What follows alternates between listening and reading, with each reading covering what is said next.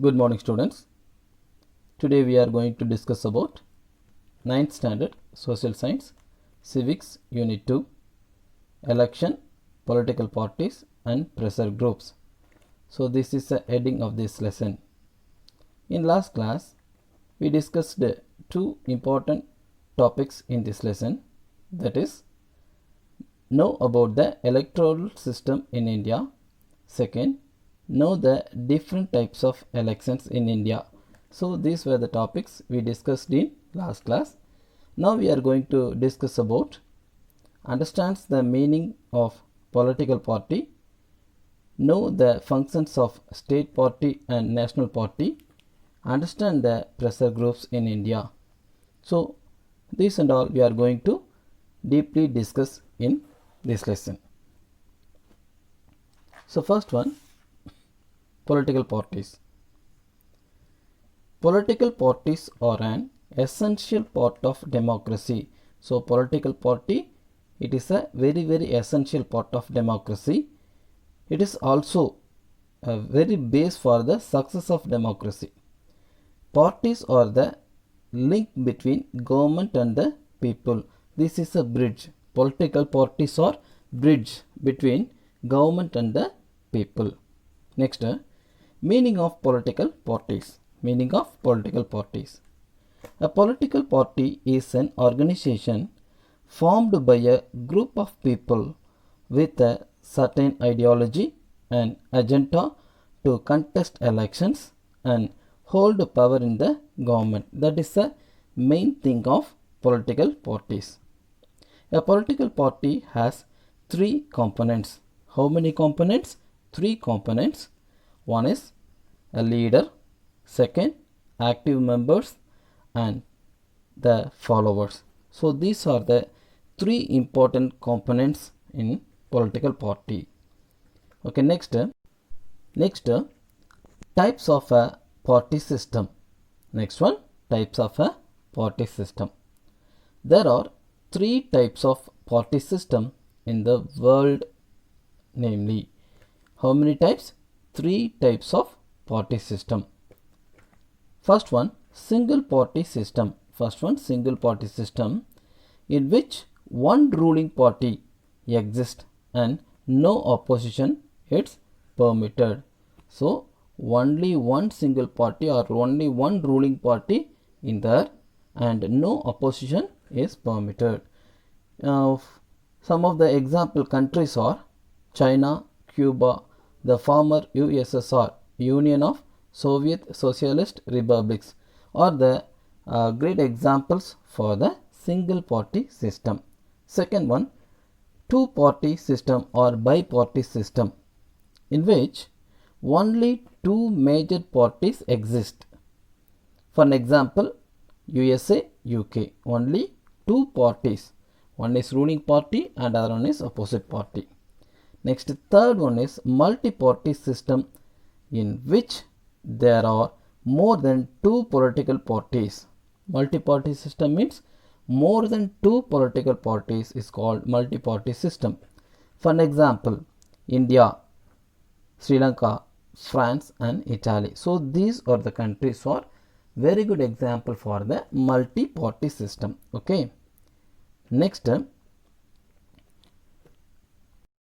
the types of political parties. Next is the types of political parties.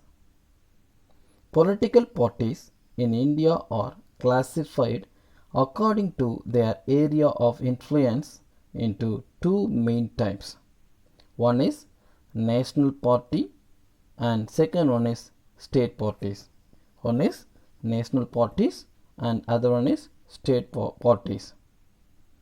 According to their area of influence, the parties are divided or classified into two. One is national parties and second one is state parties. Political parties, national parties, ruling party, opposition party. In this same way, in state, ruling party and opposition party. Okay.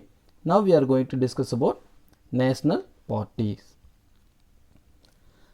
A national party which is recognized as a state party in at least 4 states is recognized as a national party. That is a qualification of the national party. Every party in the country has to register with the election commission. Each and every political party, they must register their political party in the election commission, while the commission treats all the parties equally. The commission treats all the parties equally if offers some special facilities to state and national parties. The special offers given by election commission to the each state and national political parties. These parties are given a unique symbol. Only the official candidate of the party can use the election symbol. The election symbol is given by Election Commission of India to each and every political party. The official candidate only can use that election symbol. In 2017, there were 7 recognized national parties. In 2017, only 7 recognized national parties. Okay, next state parties. Other than the 7 national parties, most of the major parties of the country are classified by the Election Commission as state parties. Other than 7 national parties, most of the major parties of the country are classified by the Election Commission as state parties. There are commonly referred to as regional parties also. A party is recognized as a state party by the Election Commission of India based on certain percentage of votes secured or a certain number of seats won in the Assembly or Lok Sabha election. That is a basic qualification of the state party that will be recognized by the Election Commission of India as a state party. Next, recognition of the parties. For getting recognition as national party, a party has to fulfill any one of the following criteria. That party that must be fulfill any one of the following criteria. What is that? One is at least 6% votes in at least 4 states and members to the Lok Sabha. That is first. At least 6% votes in at least for 4 seats and members to the Lok Sabha. Second one, in the election of Lok Sabha, at least 2% of members from the at least 3 states are elected to the Lok Sabha. Third one, recognition as a state party at least 4 states. So these are the things the parties fulfilled by the national party. So these are the things fulfilled by the national parties for the recognition. Okay, next one, functions of the political parties. Parties contest election. First one, parties contest election. In most democracies, elections are fought mainly among the candidates put up by political parties. The competition between the candidates. Next one, parties put forward their policies and programs before the electorate to consider and choose. Next, parties play an decisive role, that is important role in making laws for a country. That is very important thing of a political party, to make a laws for the betterment of the country. Formally, laws are debates and passed in the legislation. Parties form and run the government. Those parties that lose in the elections play the role of the opposition to the party or a group of coalition parties in the power by voicing different views and criticizing the government for its failures or wrong policies. That is, the opposite party, the role of opposite party to regulate and guide the ruling party during the time of their misbehaviors. Next, parties shape public opinion. They rise and highlight issues of importance. Last one is parties functions as the useful link between people and the government machineries. Parties functions as the useful link between people and the government machineries. The political party is a bridge between people and the government. Okay. Next, role of opposition parties in a democracy. So this is a very important role of opposition parties. In a democracy, there may be a two-party system like in USA or a multi-party system like in India and France. The ruling party may have received the mandate of the majority people and the opposition party represented the remaining people. Those who got majority, they are the ruling party, and losers are the opposite party. The leader of the opposition party occupied a prominent role, that means important place, in all democratic form of government. The opposite party leader also got the prominent place in the government. He enjoys the rank of cabinet minister. He opposes the wrong policies of the ruling party. So what is the main duty of the opposite party as well as the opposite party leader means they criticize the activities of the ruling party. They criticize the each and every activities of the ruling party. That is a very important duty of the opposite party as well as the opposite party leader. As the chairman of the Public Accounts Committee questions the functioning of the government department and examines the public money used for the well-being of the people. Next, similarly, he plays an important role to select the chairman and members of the Central Vigilance Commission, chairperson and the members of the Information Commission. So these are the commission's members are appointed by the ideas of opposite party leader. Next, the opposition parties reflect genuine demands and concern of the people to play a constructive role in a democracy. The opposite parties were reflect the ideas of the people in the democratic country. Next topic is pressure groups. What is meant by pressure groups? The term pressure group originated in USA. That word or that pressure group is originated in USA. A pressure group is a group of people who are organized actively for promoting and defending their common interest. That is the main duty of the pressure group. What is that? Promoting and defending their common interest. It is so called as it attempt to bring a change in the public policy by exerting pressure on the government.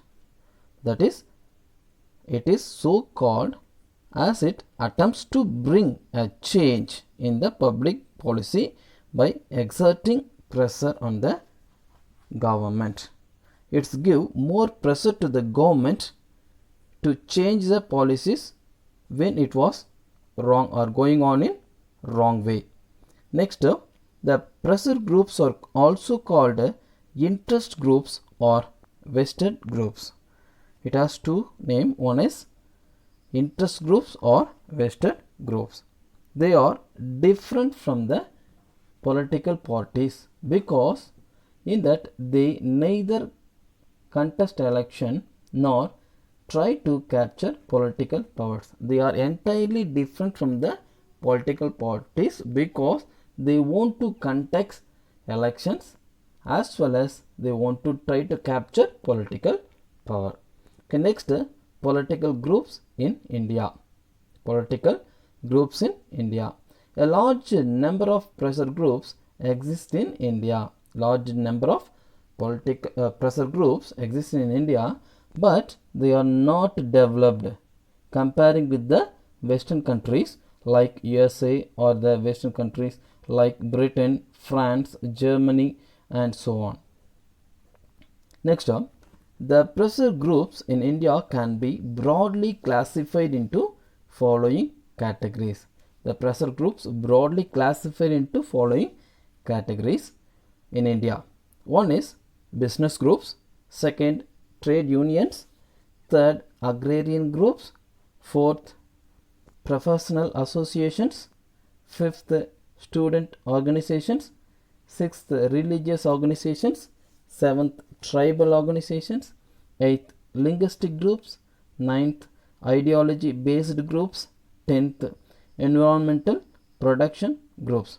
So these are the classifications of pressure groups in India. So how many pressure groups? There are 10 types of pressure groups classified in India. Okay, next, functions of the pressure groups in India. Functions of the pressure groups in India. Pressure groups are the interest groups that work to secure certain interests by influencing the public policies. They are non-aligned with any political party. That is very, very important. They are non-aligned with any political party and works as an indirect. The pressure groups are not interested in the policies, but it gives much pressure to the government to make the policies for the welfare of the people. The pressure groups are not interested to make a policies, but it gives much pressure to government to make a policy for the welfare of the people. Yet powerful groups to influence the policy decisions. Pressure groups carry out a range of functions including representation, political participation, education, policy formulation, and policy implementation. So these are the very, very important role play and functions and activities of the pressure groups. What was that? The pressure groups carry out a range of functions including representation, political participation, education, policy formulation, and policy implementation. So these are the very important role play of the pressure groups. Next, we are going to discuss about political participation of the pressure groups.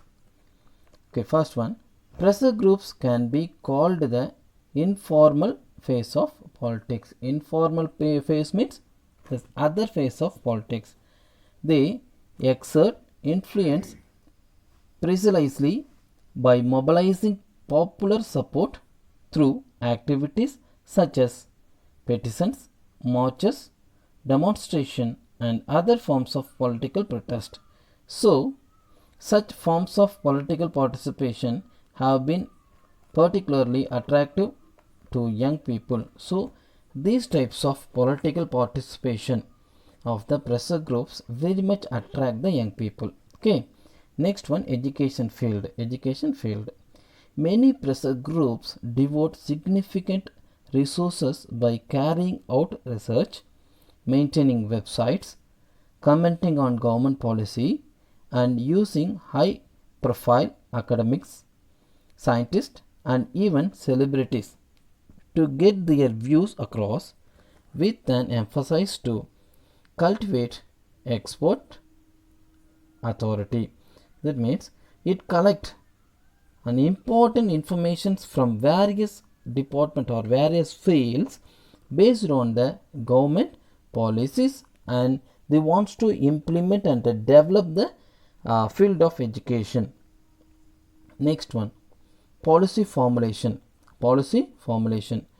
Though the pressure groups themselves are not policy makers, the pressure groups are not policy makers, yet it does not prevent many of them from participating in the policy making process. They are not policy makers, but they are very much involved in the policy making process. Many pressure groups are vital source of information and render advice to the government, and therefore they are regularly consulted in the process of policy formation. That is a very important thing. What was that? Render advice to the government, and therefore they are regularly consulted in the process of the policy making, because policy is very important. That policy was formulated for the betterment of the country as well as the people. That's why they are more concentrate on the policy making formulation. Okay. Next, mobilization and people's participation. Mobilization and people's participation. First one, mobilization. Okay, mobilization. First one, mobilizing people towards socially productive activities that lead to the overall betterment of the people lives in essential. They want to gather for the productive activities that lead to the overall betterment of the people lives in essential. Sometimes, for an example, sometimes earthquake, tsunamis, floods and other such natural disasters on a massive scale occur, and people's immediate mobilization for evacuation and emergency relief becomes most essential. So that is a very essential. That is the gathering of the people for productive activity during the time of natural disaster. That is called mobilization. Second one, democratic participation. That is also very important one in the democracy, because the participation of the people is a success of the democracy. So each and every citizen of a country, they must participate in the activities of democratic country. Okay. Democracy can succeed only when smaller local groups, and in fact every citizen can take action that supports the tax and revenue collection system, observation of national norms in environmental protection, cleanliness, health and hygiene, sanitary drives, and immunization programs like pulse polio. So during this time the people, they must participate and cooperate with the government. Next, however, we must keep in mind that there is no better form of government than democratic government. In the world, the democratic government is the best type of government. There is any other type of government in the world. So this is the best type of government in the world. What is that? Democracy is a best type of government in the world. To create a better society and nation, the people of India, along with the union and state governments, should come together to fight against the miseries of human life. So we are the citizen of a country. We must join together with both government, union and state government, and should come together to fight against the miseries of human life, as well as we want to develop ourselves through the activities of the government. Okay, thank you students. The second lesson is over. We will discuss the next lesson in next class. Okay, thank you.